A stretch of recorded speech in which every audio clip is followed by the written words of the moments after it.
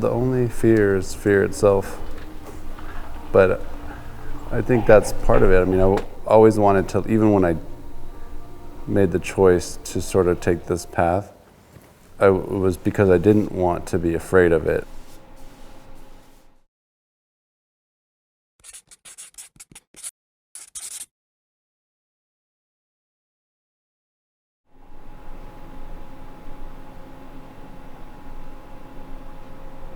When I was in college and I wanted to do an unpaid apprenticeship with Robert Moore, but my wife Jackie was pregnant at the time.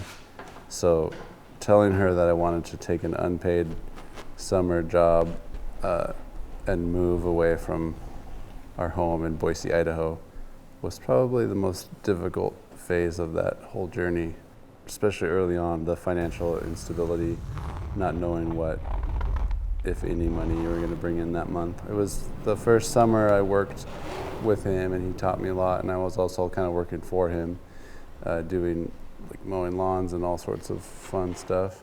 And then I left the apprenticeship and student taught for half a year. And then I went back and started working for him again. Teaching, I didn't make very much money, but we knew what I was going to get paid. And then going over to full-time art, it was a little touch and go. And still, every month you don't know. It's just like any small business. You're not sure what's going to happen. Teaching art was really useful for a lot of different things. Number one, it helped me get out of my shell a little bit, like having to be up in front of 20 or 30 kids. And my grandma she was an artist, and she always told me to just be creative and be brave and have fun. She was a teacher. She was an art teacher too, so she didn't paint for a living, but getting to see it all over the house and be like, that's really cool. I have engaged in the world quite differently as an artist, because everything that you see, I'm usually trying to analyze it as like, how would I paint that, or what color is that, or what are the values?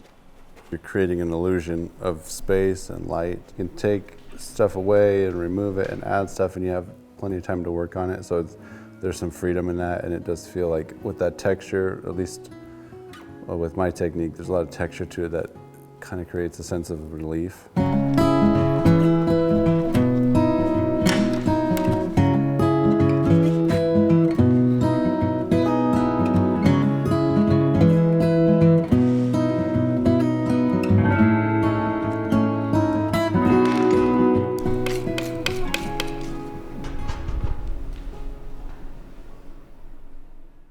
It would be frustrating when I first started, the first couple of years, where you'd go to this fun place in your mind where you're just creating and painting and everything is awesome, but then all of a sudden you realize the painting looks terrible, and so you'd get mad.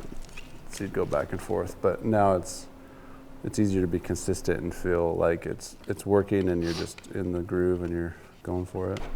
There's definitely a different mind space that you go to, and it's really relaxing in a way, and can be fun, especially now.